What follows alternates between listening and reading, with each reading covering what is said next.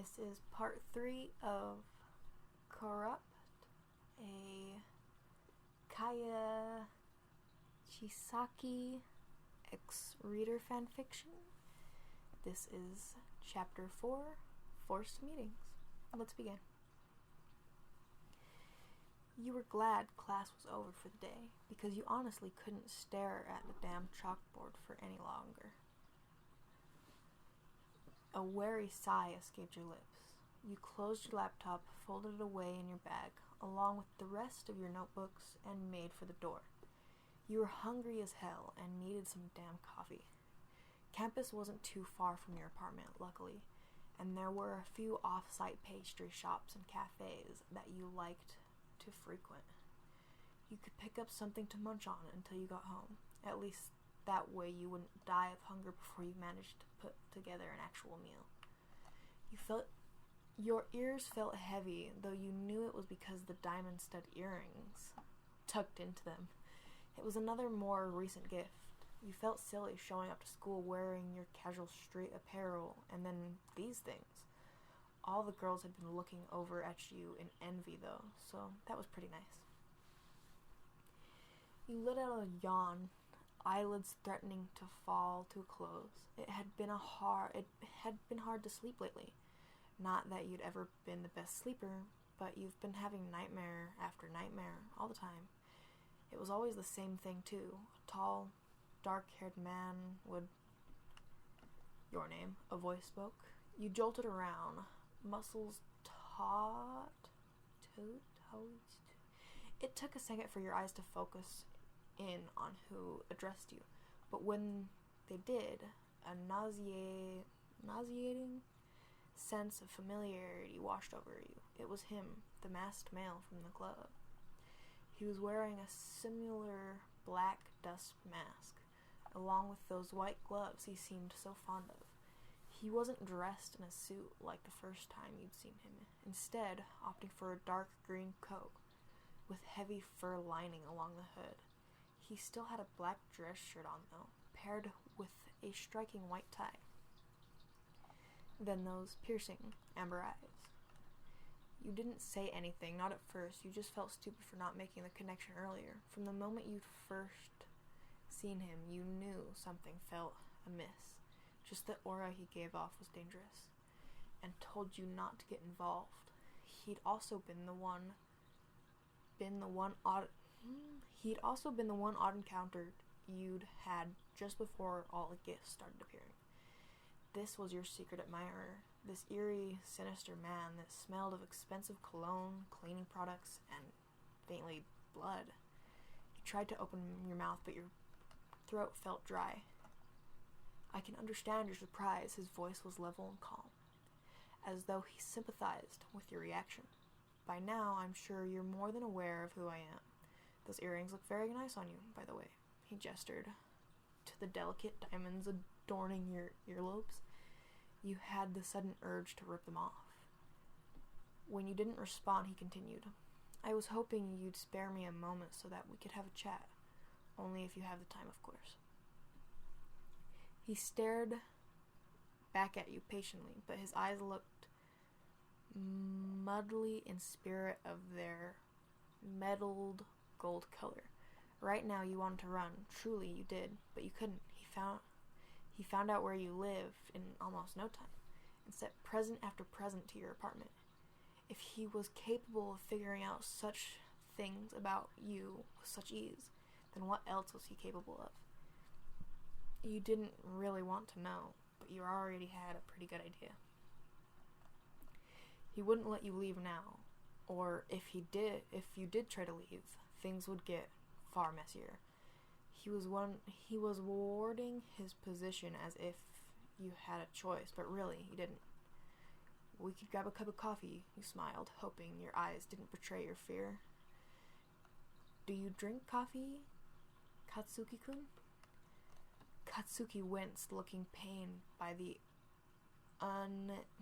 your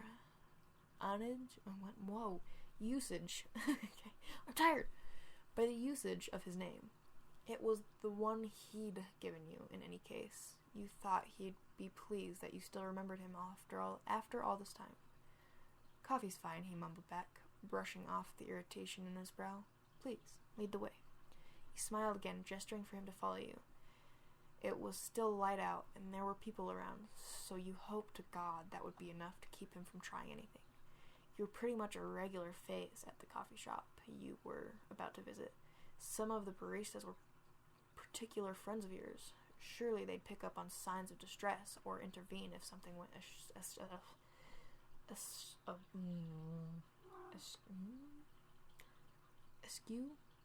askew. Though you really hoped it wouldn't get to that point. Just a latte for me, you said, speaking to the person behind the stand. And for my friend, I'm fine, he dismissed. Just order for yourself. You frowned, but didn't bother to protest. You even asked him if he drank coffee earlier. The least he could have done was tell you he had no desire in doing so. Still, you really didn't want to antagonize him, so you kept mum? Okay. The two of you settled down at a table by the window. If he started trying to pressure you into something, people passing it by outside would see, too, you hoped. So, what did you want to talk about? You asked, warily, taking small sips at your drink. How do you say it? Chisaki was sitting quite literally on the edge of a seat, brows forced together, and just looking overall disgusted at the whole arrangement. You noticed how his fingers refused to make contact with the table. He opted to keep them on his lap instead. I suppose I've taken an interest in you. You blinked, a bit taken aback by his honesty. At least he wasn't going to try and pretend as though he hadn't stalked you and found out where you lived. You didn't sign off any of your letters, you blurted out before he could get another word in. It always just said for me to enjoy my present. Don't you think that would have been more comfortable with... I would have been more comfortable with this whole thing, at least, knowing that it was you sending them to me? Chisaki bobbed his head forward. You hated the fact that he always wore a mask. Not only did it keep from seeing what he fully looked like, but it obscured so much of his expression that you had trouble deciphering what he was feeling half of the time. He was disfigured in some way. Was there something so gruesome under that mask that he was unwilling to show you? My apologies, Chisaki replied, his eyes softening a bit. I realized that not knowing must have made you feel ill at ease all the time. I was a little confused by my wanting to reach out to you, so I thought it best if I didn't reveal my identity until I was absolutely sure what I wanted. You swallowed. Which is what, exactly? I assumed you'd have an idea. You're a clever girl, aren't you? How selfish. After he'd stalked you so shamelessly, he couldn't even admit to himself that he was attracted to you, or was he even attracted to you? It made you ponder the big question all over again. What exactly had entranced him about you to... Wait, what? What exactly entranced him about you in the incredible brief interaction you had together? I'm still a bit confused, you admired. When you say you're interested in me, you mean as in for a potential relationship, or what? I'm interested in you, Chisaki repeated. That's all. Huh. You never felt quite so frustrated before. Not only were you likely tangled up in a very dangerous predicament, but your so-called suitor was bland and indifferent. You didn't know if he was playing hard to get or what, but it pissed you off. How could someone blow all that cash on a random person and not even know what kind of relationship they want to pursue with them? You didn't say anything for a few moments, downing the remnants in your cup, and then wiping away the excess on your lip with a napkin. Chisaki remained still as ever, staring at you through all of it. His gaze was so piercing and intense, it was almost as if he were undressing you with his eyes. You shivered. Anyways, I find it difficult to agree to something without even knowing what I'm getting myself wrapped into. If you told me you were interested in dating, then of course I would have said we'd need to get to know each other a bit first, and we will get to know each other, he mumbled. That much you can be sure of. God, you wanted to leave. You wanted to hightail it out of here, screaming at the top of your lungs for this creep guy to never follow you ever again. You wanted to, but you knew that option would almost certainly lead to death, after all. Chisaki-kun, you breathed hesitantly. What exactly do you do for a living? He blinked. Oh, is that what you're worried about? Not to worry. I have a great deal of income. No, I meant, you've heard of the yakuza, right? You faltered, and Chisaki seemed to notice. He went on, eyes glinting with a mixture of malice and amusement. I'll have to spare you the details on account of what we keep private from the public, but I'm currently the acting head of the Shine Hasukia. It is quite a tasking position, but rewarding if you know what you're doing. That was all it took for your heart to start beating uncontrollably. You wondered why on earth he was revealing such information to you, but then you realized that this was part of his plan. He was explicitly telling you that he was someone important and dangerous, to fill you with enough fear so you wouldn't dare defy him. I see. You hastily glanced around the coffee shop. He'd been speaking quietly enough that others hadn't overheard. Perhaps he didn't even really care if they had. That was how much faith he had in his organization's strength. I suppose this is quite a lot to take in all at once. Chisaki stood up from the table, brushing off some non-existent fluff from his pants. I will escort you part of the way home. If you allow me, we can arrange to meet up another time. You nodded, not knowing what else to say. Refusing would be pointless after all. Chisaki walked by your side in silence, though to be fair, you weren't much keen on speaking right now either. You might have appeared zoned out to others at first glance, but really, you were on high alert, eyes darting side to side every couple of seconds. It still wasn't too late, and there were enough people on the street to make you feel safe. Well, safe-ish. After what seemed like an eternity, Chisaki bid you farewell. He bowed his head slightly, amber eyes never losing their edge. You noted that, even now, he never once tried to touch you. At the very least, that was reassuring.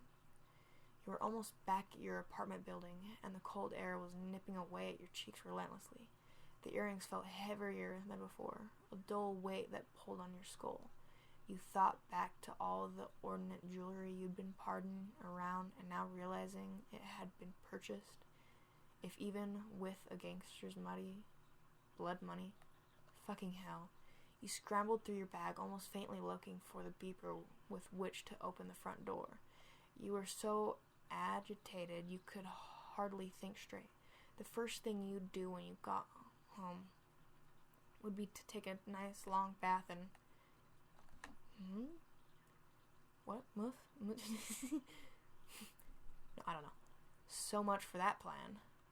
Your arms flailed wildly, but you couldn't make a sound with the cold cloth being pressed against your mouth and nose. You already had a feeling about what it was. Surely enough, a whiff made your head feel fuzzy, and your limbs turned to mush. Everything went black. Chapter 5. The Underground. Who's this chick supposed to be? Don't know. Isn't she rather needlessly pretty? And weak looking, too. Maybe she's an escort. Didn't know that even the boss partake in those kind of things. Shh, be quiet. She's waking up now. You blinked through your haze, eyelids so heavy you could barely hold them up. Your head was throbbing. Your entire body felt dull and sluggish. It took a few moments for you to regain your bearings.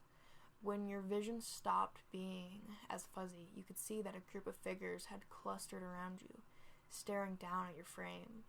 At first, you mistook them for monsters. They were all wearing those beak-like masks that completely veiled their faces. All of them were dressed in long, white garb. Where the fuck am I right now? You groaned, slowly pulling yourself upright. You'd been lying on a couch, it appeared. Your bag and belongings had disappeared. The cloaked figures backed away from you hurriedly. She's fine, a familiar voice spoke. Leave us be now. Your eyes flickered across the room. Surely enough, Chisaki was standing by the wall, his amber eyes as somber as calculating as always.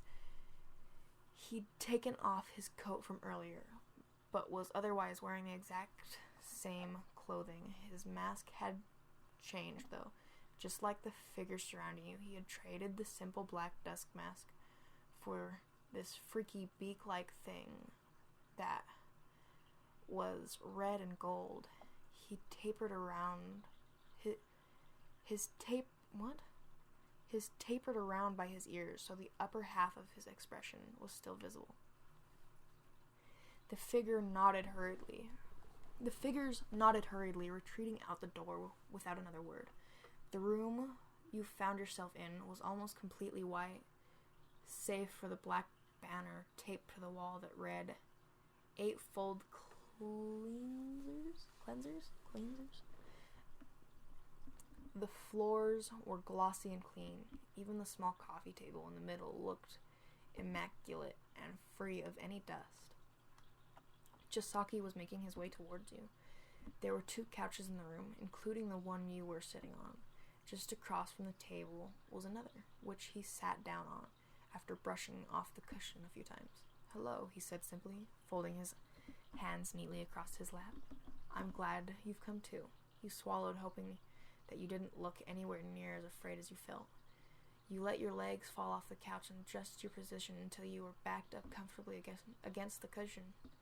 Well, as comfortable as you could be, anyways. "You said you were done for the day," you began cautiously, "and that we'd finish our discussion another time." Chisaki's eyes flickered with amusement. "And here we are, finishing our discussion." He's fucking insane. You let out a good-natured chuckle, even though you were on the verge of ripping your hair out. "Of course, you should have known things would end this way. It wasn't going to stop at gifts. The second he'd approach you on the street, it was clear he wanted more than just to throw money at you." "I just wished you asked me," you mumbled wearily. "If you told me that you wanted to invite me back to your place, I would have agreed, and I would have appreciated it much more than being taken by force." "You were lying, of course. No way in hell you would have followed this whack job home." Chisaki nodded soberly. "That's understandable, but we had to do it this way for security measures, you see. In a way, this is my home, but it's also the base of our operations.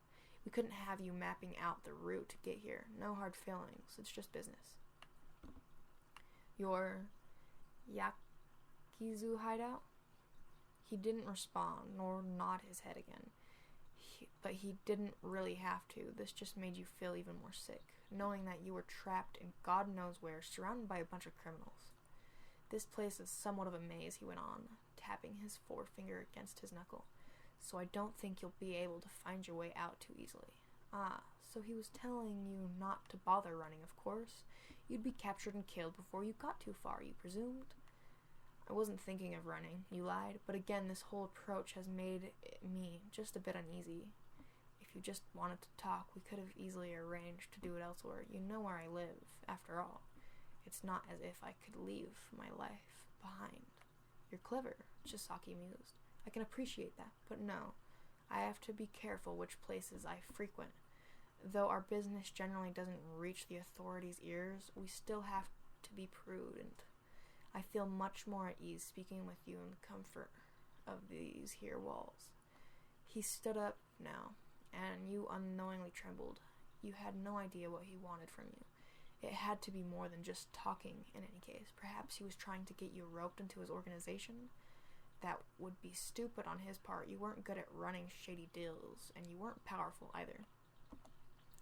Chisaki stared at you for a few moments. His fingers reached hesitantly towards the strap of his bird-like mask that were slung over his ears. Ever so slowly, he began to remove them, and with them his mask as well. Your chest tightened. You realized you'd never once seen his full face before. and you shuddered at the thought of what he could possibly be hiding under there. Something gruesome, no doubt. A nasty scar, missing flesh, or... Actually, none of that. Your jaw went slack as you stared up at him. You couldn't for the life of you understand why he would conceal such a beautiful face. You began. I'm...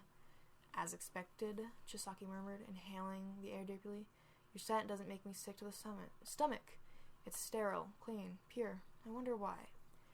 He took another step closer. You backed up against the couch. With nowhere to go, his features were entrancing, and you couldn't quite remember the last time you'd seen such a handsome man. But your fear far outweighed your awe. What could come next? You had no idea. There are so many vile things on this planet. Chisaki stopped to hover just before you, craning his neck to the side. Everyone just teeming with filth. They're sick, all of them, but you aren't. I could tell that much from the start. My skin didn't crawl at the sight of you, nor did my nerves feel like splitting when I got close to you. I must ask, do you have a quirk? You stared up at him stupidly, not knowing what to say. Why was he asking about your quirk? Was he actually trying to recruit you to be part of his crew? Yes, you stammered out, and you noted the way Chisaki's expression felt almost immediately. I have a quirk, but it's not all that strong. I see, Chisaki let out a sigh, the bridge of his nose scrunching up in near disgust. He shook his head. You are almost perfect, almost, but no matter. That can be easily fixed. Fixed?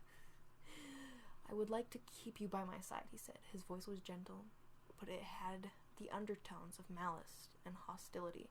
You will be provided for here. What? You will be provided for here with nearly anything you want. I assure you that you will lead a comfortable life. Your eyes widened. You want me to stay here? No. I mean, I just can't. I have a life. I'm a student. I have friends. It's just, you can't possibly expect me to abandon all that, can you? Chisaki stared at you coldly. You'd been wanting to see his face for so long, but now you're almost preferred the creepy bird mask. Whenever you could see his expression in full, he seemed that much more frightening. I don't intend to push you away, you added hurriedly. If you want us to meet up, I won't refuse, like I said. You already know where I live. There's nothing stopping you from coming by. It's just, school is important to me. I don't want to discard all of the hard work I've put in until now.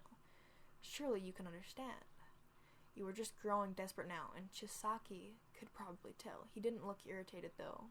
More so amused, as if the mere notion of you having any choice in the matter was laughable. Of course, it would be rather unfair of me to strip you of all your goals and responsibilities, he smiled gently. You will remain here for a few days just so we can get to know each other better. Then I will escort you back outside. We will establish what days and times we meet later. You heaved a sigh of relief, stunned beyond words that he'd agreed to your request. As calm and composed as he seemed, you didn't take him for the type who would compromise. Perhaps his in you had made him more understanding or something.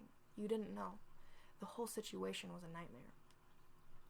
We've already set up your room, Chisaki went on. He leaned in slightly and went stiff as a rock when you felt him inhale by your neck. He hummed in affirmation. Yes, you'll do quite well. Allow me to show you the way. It can get a bit confusing around here. He readjusted the straps of his mask, placing it back on. At the beckoning flick of his wrist, you stood up beside him. Your hand felt clammy and cold. Even now, he still hadn't touched you. Perhaps your role in all of this was to be his own personal China doll, just something to admire from up close. You followed behind Chisaki. He said earlier that you were clean and pure, but somehow you felt tainted. Alright, that's the end of today's recording. I'm going to get some sleep. Bye-bye.